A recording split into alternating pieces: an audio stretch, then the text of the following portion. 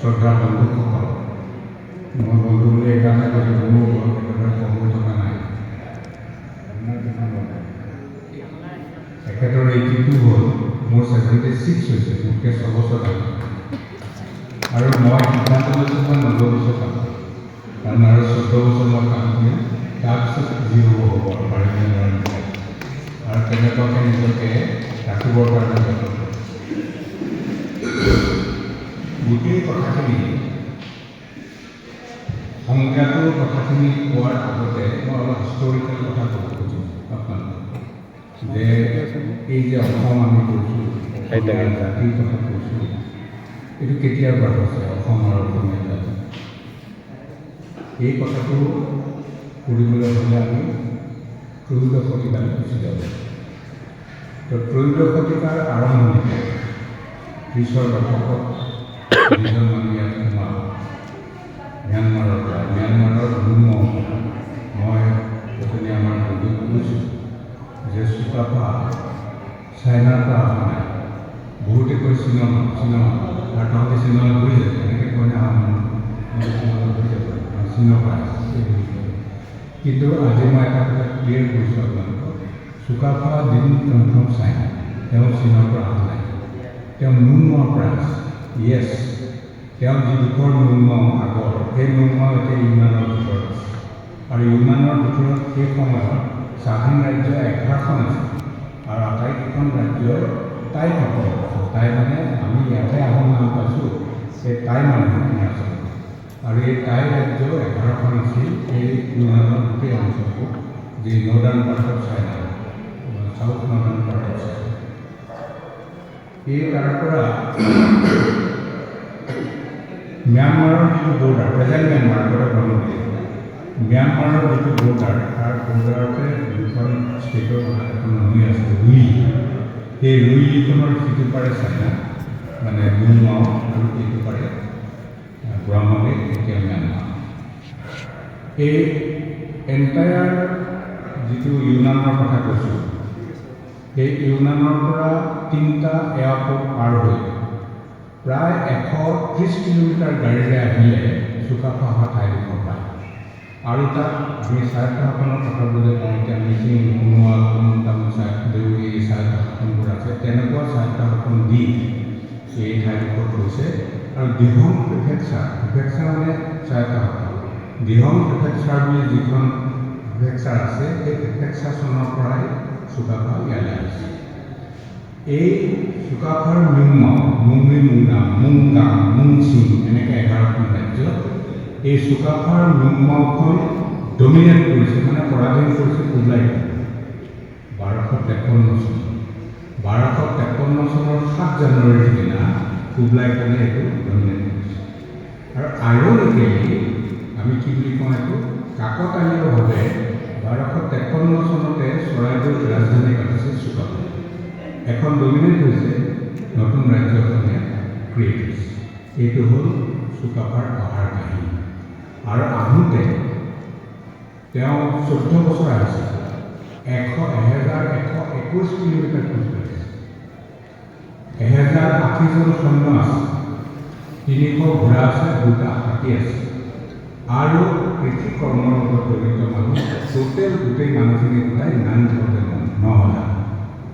9,000টো কিছুমান বুৰঞ্জীত অলপ খেলি মেলি হয়, কিন্তু এখন একেবাৰে টাই ভাষাত লিখা বুৰঞ্জীটো গঠন কৰিছে যে 3000 ডাঙৰ টেকেলি, এটা টেকেলিত 3জনলৈ ভাত সিজে, গতিকে সিমানখিনি মানুহ আছে। তো এটাত যদি 3জনলৈ ভাত সিজে, 3000 ডাঙৰ টেকেলি উলিয়াইছে 9,000 মানুহ, এই বুলি এটা আপাতদৃষ্টিত সিদ্ধান্ত ল'ব পাৰি। কিন্তু যুদ্ধাৰো আছে 1080, সেইটো কথা। এই 1080 ডেকা মানুহ তেওঁলোকে কেৱল যুদ্ধ কৰিব, আৰু ৱেল ট্ৰেইন মানুহ যাতে এই গোটেই পথটো আহিব পাৰে। 14 বছৰ আহিছে, পাহাৰ, জান, জুৰি, ইটো ক্ৰছ কৰিছে, 14 ঠাইত আছে, 14 ঠাইত খেতি কৰিছে, আৰু খেতি কৰি বছৰটোৰ কাৰণে খাদ্য লৈছে, আহি খামদান পাইছে। এতিয়া লেক অফ ন' ৰিটাৰ্ণ দেখিব, আপোনালোকে যিসকলে গৈছে সেইসকলে দেখিব লেক অফ ন' ৰিটাৰ্ণ। তাৰ পাৰত তেওঁ প্ৰায় 92 বছৰ আছে। তাৰ আগতে নগাগাঁও 3খন আছিল, সেই নগাঁওখনে ট্ৰেমেণ্ডাছ প্ৰেছাৰ দিছিল তেওঁ সোমাবলৈ নিদিছিল, কিন্তু তেওঁটো ৰেজিষ্ট কৰিছে আৰু এখন গাঁও সম্পূৰ্ণৰূপে ধ্বংস কৰি দিছে, এইখনক মাংস খুৱাই দিছে। সেইকাৰণে চুকাফাক বাৰবাৰ বুলি ক'লে যে ই এজন অসভ্য বাৰবাৰ জাতিখন এই বুলি। কিন্তু তেওঁ আহিছে, তেওঁ বেটাৰ মাইণ্ড, তেওঁ সোমাব, কোনোবাই বন্ধ কৰিব এৰি দিব নোৱাৰে, নম্বৰ 1। নম্বৰ 2, তেওঁ ইয়াতে থাকি যাব পাৰিব, তাৰো একো ঠিক নাই, এনালিচিছটো কৈছোঁ দেই। গতিকে ঘূৰি যাবলৈ আপোনাৰ ৰাস্তা লাগিব, গতিকে সেই ৰাস্তাটো ক্লিয়াৰ কৰি সেই নগা গাঁওখন তেওঁ নগা ঠাইডোখৰ ক্লিয়াৰ কৰিছিল আৰু তাত এজন ৰজা পাতি আহিছিল। ৰজাজন আমাৰ পূৰ্বপুৰুষ, মানে বৰগোহাঁই পূৰ্বপুৰুষ ভাওমুৰ কানন তেওঁৰ নাম আছিল। তেওঁ তাতে 2 বছৰ থৈ পিছতহে আহিছিল। পাটকাই পাৰ হৈ গ'লে যিটো কোৱা আচলতে সেইজনৰ নাম পাটকাই নাছিল। পাট মানে কটা, কাই মানে কুকুৰা, কুকুৰা কাটি শপত খায়। কুকুৰা কাটি শপত খাইছিলে 1431 চুডান্ত বামুণী কোঁৱৰৰ দিনত। আৰু চুডান্ত বামুণী কোঁৱৰ আপোনালোকৰ ব্ৰহ্মপুত্ৰৰ ইয়াতে হাবুঙত ডাঙৰ হৈছিল বুলি আমি পাওঁ। তো তেওঁৰ দিনত নৰা ৰজা মানে নিজৰে সম্পৰ্কীয় মানুহখিনিয়ে কেইবাবাৰো এটেক কৰিছিলে। তেওঁৰ দিনত আক্ৰমণ কৰিছিল, তেওঁলোকক ডমিনেট কৰিলে আৰু ডমিনেট কৰি ক'লে আজিৰ পৰা ময়ো তহঁতৰ ফালে নাহোঁ, তহঁতেও মোৰ ফালে নাহিব, এই বুলি কুকুৰা কাটি শপত খালে। আৰু সেই শপত খোৱা সেই কথা অলপ দিনৰ আগতে ওলাইছে।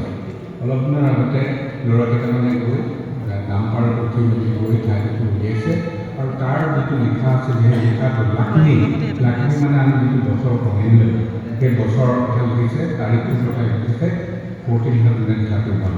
1431 পৰা সেই পাটকাই হৈছে। তাৰ আগতে এইটো দয় কাউৰং, দয় পাহাৰ, কাউৰং মানে নশাৰী পাহাৰ পাৰ হৈ চুকাফা আহিছে। সেই সময়ত এই ঠাইডোখৰ কি নামেৰে জানিছে? সেই সময়ত এই ঠাইডোখৰ ভৌমাৰপীঠ হিচাপে আছে। ভৌমাপীঠ, ৰত্নপীঠ, কামপীঠ, স্বপ্নপীঠ, স্বৰ্ণপীঠ, এনেকৈ 5টা। তাৰ আগতে অসমৰ নাম কি আছিল? অসম ভূখণ্ড প্ৰাগজ্যোতিষ স্কুল, তাতোতকৈ আগত কামৰূপ। প্ৰাগজ্যোতিষ স্কুল, কামৰূপ, কামৰূপৰ পিছত 5টা পীঠ আৰু 5টা পীঠৰ এই উজনিৰ অংশটো ভৌমাৰপীঠ। এই ভৌমাপীঠত সোমাইছে আৰু সোমাই সেই সময়ত বোকা খেতি নাছিল। বোকা খেতি বুলিছে আমি জানো নাই, বোকা কৰি ৰোৱা। সেই সময়ত হিচাপ খেতি আছে, হিচিকি। আমাৰ এতিয়া ঝুম খেতি আছে, কাৰ্বি আংলং, নাগালেণ্ড এতিয়াও ঝুম খেতি কৰে, এনেকুৱা ধৰণৰ ঠাই আছে। জুই লগাই দিয়ে, চাই ওপৰতে হেঁচি দিয়ে, তাৰপিছত কি হয়, এতিয়াও বেছি সমাজত আলিয়াই মৃগা ধান হিচা সেইটো আমি পাতোৱেই। গতিকে এই হিচা খেতি এই আগুনতে পঠিল আৰু হিচা খেতি আগুনতে পঠিছিল। আৰু তেওঁ পাহাৰৰ পৰা দেখিছে যে সমুৱালি হৈ আছে, সেইকাৰণে মুখৰ পৰা আপোনাৰ ওলাইছিল নুদুন চুনখা সোণৰ বাগিচাৰে ভৰা দেখি। আপুনি বহি ল'ব, নহ'লে আমনি লাগিব। তো এই নুদুন চুনখামত তেওঁ প্ৰথমে কৃপাম ভিডিঅ'টো কৰি থকচোন। কৃপাম অঞ্চল অৱয়টো তেতিয়া লেগে তো থাকিলে আৰু 3 বছৰ থকাৰ পাছত বানপানী হোৱাৰ কাৰণে তেওঁ আকৌ পৰ্বতত নামিল। সি যে হিল ডুৱেলাৰ, তেওঁ হিল ডুৱেলাৰ আছিল।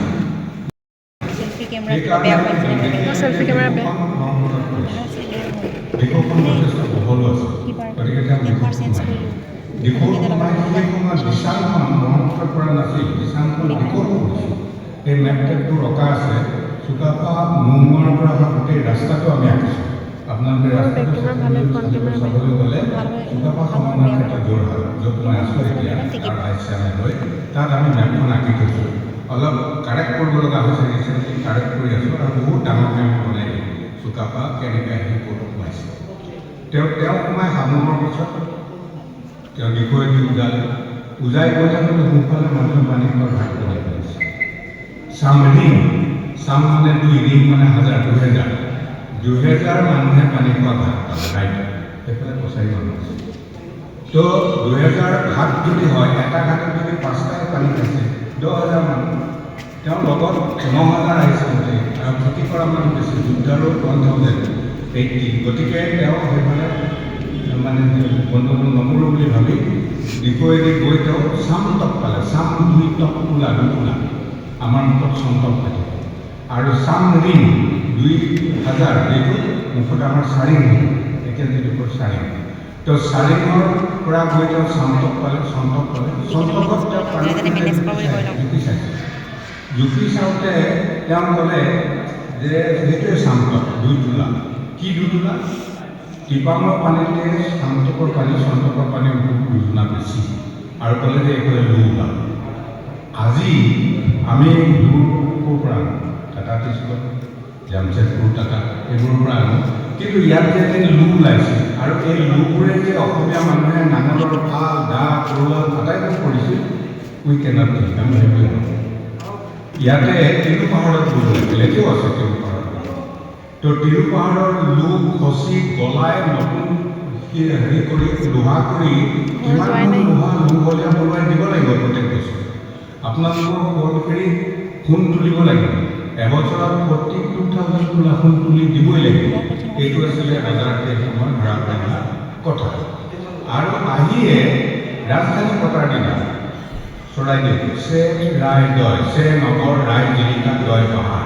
পাহাৰৰ ওপৰত জিলিকা নগৰ আমাৰ মুখত চৰাইদেউ হৈছিল তেওঁ তাত 149 years আছে চৰাইদেউ তো তাত যিদিনাখন তেওঁ ৰাজধানী পাতিছে ৰাজধানী পাতিছে বৰাহী আৰু মৰাণ চুকাফা আৰু মন্ত্ৰী লগ পালে মানে টিপামত থাকোঁতে লগ আৰু লগ পাই ক'লে যিমানবোৰ মানুহবোৰ ধুনীয়া আছিল আমাৰ নিচিনা বেকা বেকি ৰঙা হেৰি মৰম নাইকিয়া মানুহ আছিল মোৰে মই মতে হেৰি বুঢ়া দুটাক দেখিছোঁ ওখ আৰু ৰঙা বগা মানুহ আছে আমিতো নহ'লোঁ আমি নহ'লা কাৰণো আছে আমি দেউৰী মানুহৰ লগত সংমিশ্ৰণ হৈ গৈছে এইটো পৰা বেলেগ কথা ত' আল্টিমেটলি নিশ্চয় মানুহ দেখিবলৈ ধুনীয়া আছে চুকাফা নিশ্চয় ধুনীয়া আছে বৰাহীৰ দুজনী ভনীয়েক ৰজাৰ কুণ্ঠা আৰু মৰাণৰ ভনীয়েক বডৌফাৰ ভনীয়েক দুজনী বিয়া দি চুকাফাৰ লগত মিতিৰ হৈছে আৰু তেওঁলোকৰ যিখন দেওশাল আছিলে চৰাইদেউ সেই দেওশালখনকে ক'লে যে ইয়াতে তহঁতে পূজা দি ৰাজধানী চুকাফাৰ নিজৰ মৰমৰ বুঢ়া যিটো বুঢ়া তেওঁ ভাল পাইছিল উঠিছিল বগা বগাত বলি দি নিম গছৰ তলত বলি দিয়া বুলি কৈছে আৰু দি তাতে ৰাজধানী ঘোষণা কৰিছে সিদিনা এটা ঘটনা ৰাজধানী পতাৰ দিনাখন বিহু পাৰৰ কছাৰী মানুহ সোমাইছে আটাইবোৰে খালে খোৱাৰ পাছত সুধিলে কেনে পালে আটাই ক'লে যে ভাল তেওঁ ৰজা হিংসাখনত গৈছে হিংসাখন বাৰু ডেকৰেটেড বনোৱা নাই সেইটো বেলেগ কথা তো আল্টিমেটলি এজন বৰাহী মানে উঠি গ'লে মোৰ ভাল নহয় গুৱাহাটী ভালকৈ বনাব লাগে চুকাফা সেইদিনা ৰাজ্য ঘোষণা কৰিছে নিজে ৰজা হৈছে ৰাজধানী পাতিছে সীমা নাই ৰাজ্যখনৰ বেলেগ কথা কিন্তু সেইদিনাখন বৰাহী এজনে কৰিলে নাজানো চাব দেই ফাৰ্ষ্ট হেৰি তেওঁ খং উঠিছে নিশ্চয় তেওঁ ৰজা আৰু এটা সামান্য বৰাহী মানুহে কৈ দিলে তহঁতে বনাব নাজানো কিন্তু তেওঁ খং নেদেখুৱাই ক'লে হয় নেকি কালিলৈ তহঁতে বনাই পিছদিনাখন বৰাহীয়ে বনাই খোৱালে এইটো মই অকণমান কথা পিছদিনা বৰাহীয়ে বনাই খোৱালে কি খোৱালে ইনগ্ৰেডিয়েণ্টছ মানে উপকৰণ একেখিনিয়ে নুকাই কুকুৰা পোৱালি চুঙা ভৰাই শাক লাই শাক চুঙা ভৰাই বাইগুণ বেতগাজ পুৰিলে তেল দিলে মাখৰু বেঙেনা পুৰিলে তেল দিলে প্লাদুন প্লা মানে মাছ দুন মাগুৰ মাছ খৰিকা দিলে প্লা ফেক চাউল মাছ খৰিকা পানীও দিলে টুকুৰা ভাত দিলে ইমান সেইটো পালে আটাইবোৰ চুঙাত ভৰাইছে ক'লে এইটোতো বহুত ভাল কাইলৈৰ পৰা তহঁতি ভাত বনাই দিম পিছদিনাৰ পৰা বৰাহীয়ে ভাত বনাবলৈ আৰম্ভ কৰি দিলে আৰু বৰাহীৰ জাতিটো ৰজাক খোৱাবলৈ পালে ৰজাই তেওঁৰ হাতে খায় ইমানগাল মানুহৰ মাজত বৰাহীৰ জাতিটো নাইকিয়া হৈছে আজি ক'ত বৰাহী নাই বৰাহী মৰাণ আছে কিন্তু বৰাহী তা ultimately this was the first step of a civilisation এইটোৱে এটা জাতিৰ সংমিশ্ৰণৰ প্ৰথম ষ্টেপ আছে 1253 বছৰ এইটো মই আটাইবোৰ যিবোৰ ঠাইত এই সম্পৰ্কীয় কথা ক'বলৈ পাওঁ এইটো মই ৰেফাৰ কৰোঁ যে জাতি গঠন কেনেকৈ হ'ব তো তেওঁ লোৱা এই দৃষ্টিভংগীটো তেওঁৰ পিছৰ 39 চন ৰজা মানি চলিছে চুতীয়াৰ লগত যুদ্ধ হৈছে 1523 তাৰ আগতে দেহিমুখৰ পৰা সেইমুখৰ শদিয়াৰ ফালে সেইমুখৰ নাই আহোম ৰাজ্য তো 1523 সোমাইছে 1228, 5 বছৰ কম 300 বছৰ। কছাৰীৰ লগত যুদ্ধ হৈছে, ডিমাপুৰ ধ্বংস হৈছে 1535, 300 বছৰতকৈ বেছি। গতিকে এই গোটেই সময়ছোৱাত কেনেকৈ চলিলে? তেওঁলোকে টিকো পাৰ হৈ কেনেকৈ আহিলে? ধনশিৰি পাৰ হৈ। ধনশিৰিটো সীমা আছে বহুত, আৰু এতিয়াও ধনশিৰিলৈকেহে আহোম ৰাজ্য, কলিয়াবৰলৈকে আহোম ৰাজ্য। সিফালৰ ডোখৰ আহোম ৰাজ্য তেতিয়াও নাছিল। আছিল কেতিয়া? 1617 চনত গুৱাহাটীত প্ৰথম বৰফুকন পাতিছে। 1617 চনত তাৰ মূল কাৰণটো হ'ল বাৰেপতি বিদেশীৰ আক্ৰমণ ঘটে। এই বিদেশীৰ আক্ৰমণটো মোগল আক্ৰমণ বুলি কোৱা হয়। অলপ দিনৰ আগতে ৰাতুল মহন্তৰ, মই নাজানো ক'ৰ মানুহ তেওঁ এটা আৰ্টিকেল লিখিছে যে ক'ত 17 বাৰ যুদ্ধ হৈছে, মুঠে মোগলৰ লগত 3 বাৰ যুদ্ধ হৈছে। কিন্তু 17 বাৰ যুদ্ধ হোৱাৰ ঘটনা প্ৰয়োজন আছে। তেওঁ মোগল হয়, মোগলৰ লগত ষ্ট্ৰেইটলি 3 বাৰেই হৈছে, কিন্তু বাকী আটাইবোৰ আক্ৰমণ ইছলাম। আটাইবোৰ আক্ৰমণ কৰিছিলে, আটাইবোৰ আক্ৰমণ ইছলাম ধৰ্মৰ মানুহে কৰিছে। সেইকাৰণে ইছলাম বুজাবলৈকে মোগল শব্দটো বুৰঞ্জীত ব্যৱহাৰ কৰা হৈছে। তো আল্টিমেটলি 1617 চনত প্ৰথম বৰফুকন হৈছে গুৱাহাটীত। মানে ব্ৰহ্মপুত্ৰ সেইখনে নেশ্যনেল হাইৱে, আপোনালোকে আমাৰ এই ব্ৰহ্মপুত্ৰখনে নেশ্যনেল হাইৱে, সেইফালেদি আহে বহল, কিন্তু ঠেক ঠাই এডোখৰ লাগে ঢুকিবলৈ। বিচাৰি পাণ্ডুত ঠেক পালে, আৰু সেইকাৰণে পাণ্ডুতে বৰফুকনক এই উপাধিটো দি পাতিলে। আৰু 1523 চনত শদিয়া যেতিয়া দখল হৈছে চুতীয়াৰ পৰা, তেতিয়া বৰবৰুৱা বুলি এটা মানে বিষয়বাদ সৃষ্টি কৰিলে, আৰু উজনি খণ্ডত বৰবৰুৱা দিলে। এই দুয়োজন বৰবৰুৱা, তেওঁলোকক যদি আজি কমিশ্যনাৰ বুলি ধৰা যায়, তেতিয়াহ'লে 3জন মন্ত্ৰী, ৰজা, এইকেইজনে ৰাজ্য পৰিচালিত। 3জন মন্ত্ৰীৰ বাহিৰে আটাইবোৰ বিষয়বাদ বৰবৰুৱা, বৰফুকন, বাকী জনগোষ্ঠীৰ মানুহক দিছে। যিহেতু ইয়াত 7জন ৰজা, বৰাহী, মৰাণ, মটকসকলে এতিয়া নিজৰ জাতিগত কথা কয়, তেওঁলোকক কোৱাৰ ভিত্তি আছে, কিন্তু বেলেগ কথা বাৰু। কিন্তু সেই সময়ত মটক বুলি এটা ৰাজ্য এখন নাছিল। কিন্তু মত এক, অনিৰুদ্ধৰ এই মোৱামৰীয়া যিটো ধৰ্মৰ মতবাদ, এই মতবাদটোৰ ওপৰতে যিসকল লাগি নতুন ইয়াত আছে নিশ্চয়। তো এই মোৱামৰীয়াৰ ক্ষেত্ৰত যিসকল হ'ল, সেইসকলে এই মোৱামৰীয়া বিদ্ৰোহ হওঁতে এক মতত চলিছিল, কাৰণে মত এক, মতক বুলি তেওঁলোকক কোৱা হয়। তো আল্টিমেটলি গুৱাহাটীত কেম্পটো হৈছিল জাষ্ট ফটো প্ৰটেক্ট কৰিব, আৰু একেবাৰে মূলত আছিল কোচ ঢাকাৰ লগত লাগি আছিল। যেতিয়া মোগলৰ ৰাজ্য একদম ঢাকালৈকে আহিলে, তেতিয়া পটক আক্ৰমণ কৰে, কোচকে বাৰে আক্ৰমণ কৰি থাকে। কোচে অকণমান নোৱাৰে, এইফালৰ পৰা আহোম মানুহ মাতে, এইসকলে গৈ কোচ ৰাজ্যক খেদি কৰ্দোৱা পাৰ কৰে। কৰ্দোৱা মানে ঢাকা পাৰ কৰি দিয়া। জয়ধ্বজ সিংহই কৰ্দোৱাত খুঁত তুলিছিল মানে তেওঁ জয় কৰাৰ পাছত তাৰ পৰা মানুহৰ পৰা বস্তু উলিয়াই দিছিল। সেই জয়ধ্বজ সিংহই আকৌ মৃত্যুঞ্জয় তেওঁক সদায় নি নাম কোৱাই দিছিল। সেইটো বাৰু বেলেগ সেইকাৰণে তেওঁ ভগনীয়া ৰজা হৈ গ'ল। আৰু সেই জয়ধ্বজ সিংহই আপোনালোকৰ এই 4খন সত্ৰ পাতিছে: দক্ষিণবাট, গড়মূৰ, আউনীআটী আৰু এখন কলিয়াবৰ জখলাবন্ধা পূৰ্ববাৰী, এই 4খন পাতিছে। এই গড়মূৰত 55,000তকৈ বেছি বিঘা মাটি দিছে, 1000টা ম'হ দিছে, 4টা বৰটোক দিছে, থাকিব লাগে বৰটোক, 2খন কাঁহী মানে শৰাই দিছে। এমোনকে ধৰে, এখন সোণৰ শৰাই, এখন ৰূপৰ শৰাই। মোৰ মতে থাকিব লাগে। তো বৰাহী আছে, যদি মিলি গ'ল, দৰঙীয়া আছে, ভূঞা আছে, হয়নে? এইখিনি মোৰ মানুহ। এতিয়া প্ৰটেকশ্যনটো কাক লাগে? অসমীয়া মানুহ লাগে বুলি কৈছে না আপোনালোকে? কোনখিনি অসমীয়া মানুহ প্ৰটেকশ্যন? অসমীয়া মানুহ কোনখিনি অসমীয়া মানুহক আমি প্ৰটেকশ্যন দিব লাগে? সেইখিনি দিব লাগে যিখিনিয়ে এটা ইতিহাস সৃষ্টি কৰিছিল, স্পেচিয়েল ইতিহাস।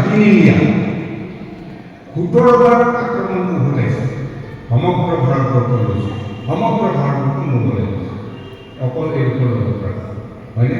সেইটো ইতিহাস হয় নহয়? আমি তাৰ কাৰণে স্বীকৃতি ল'ব লাগে নহয়?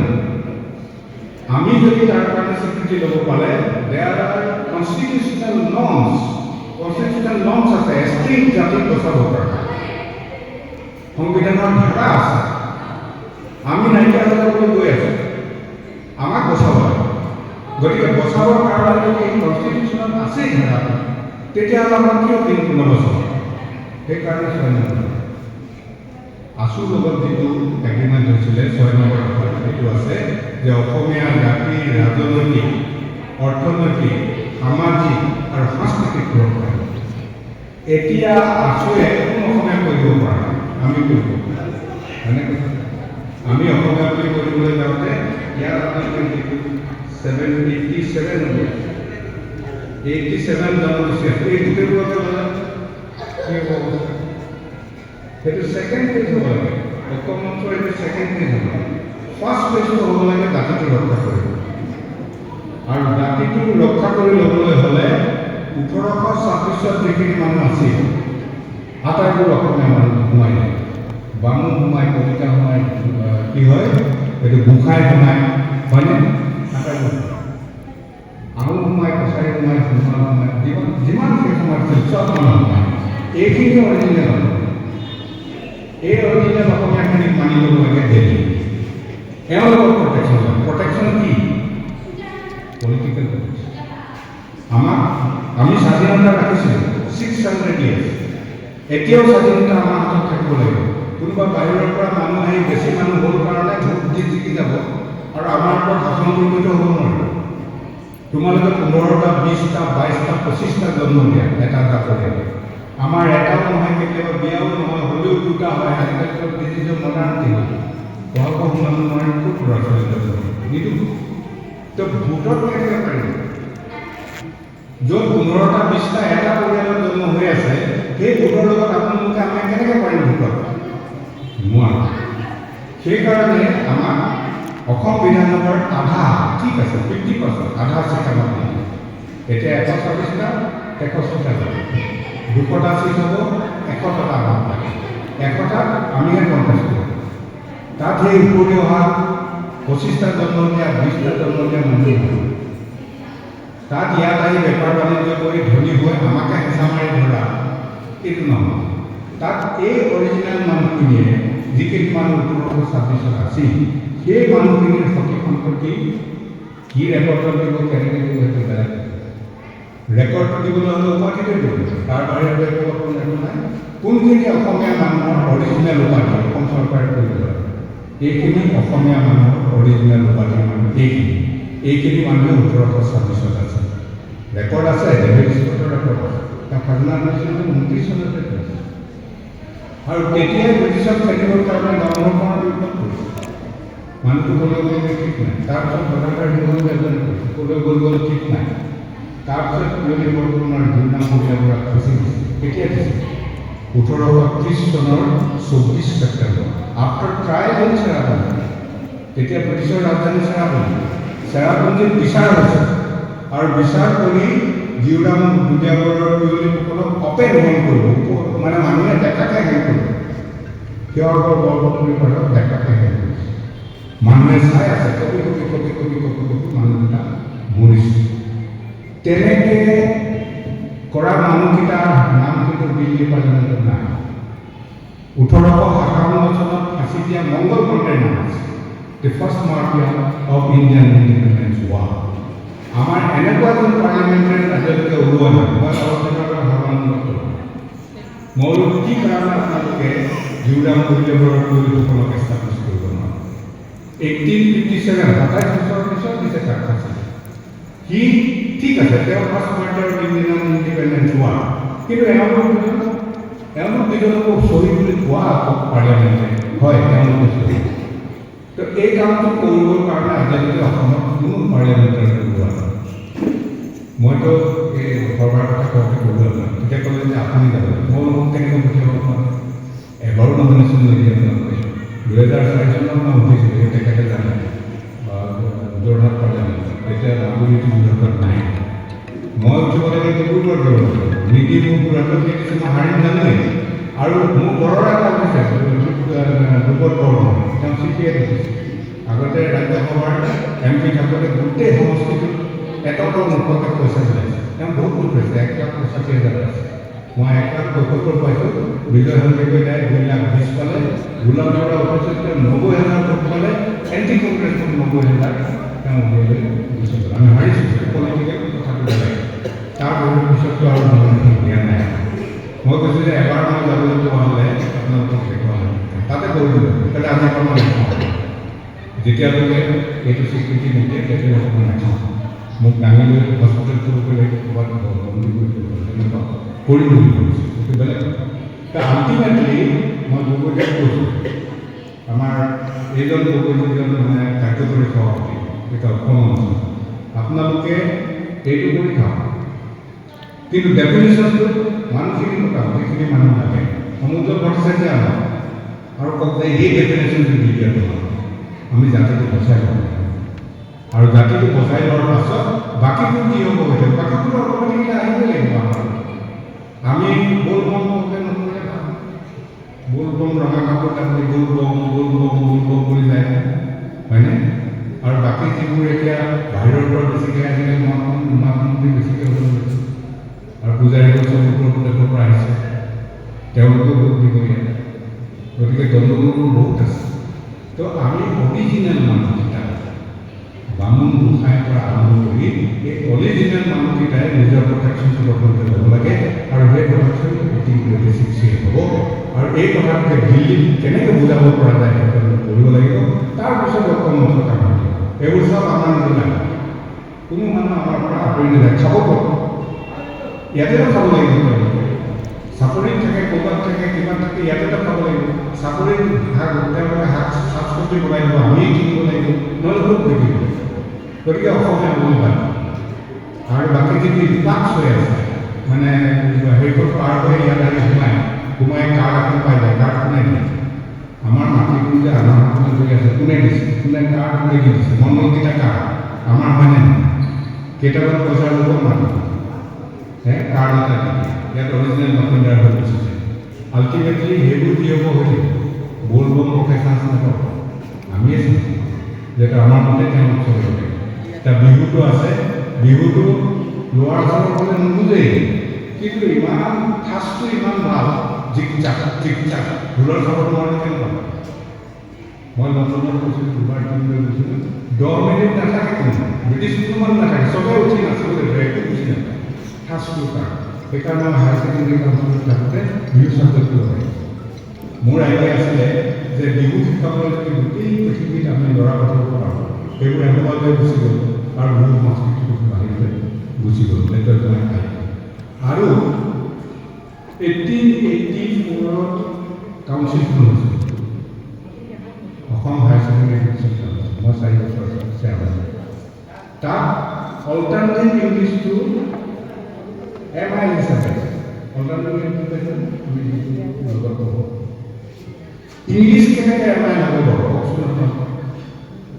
মেজৰ ইণ্ডিয়ান লেংগুৱেজ ইংলিছ কেনেকৈ হ'ব? তো মই সেইটো উঠাই দিওঁ, মিটিং পাতিলোঁ, 5,000 মানুহৰ কমেণ্ট আনিছোঁ, অল প্ৰিন্সিপালছৰ কমেণ্ট আনিছোঁ, ষ্টেক হোল্ডাৰ্ছত মিটিং পাতিছোঁ, মিটিং পাতি উঠাই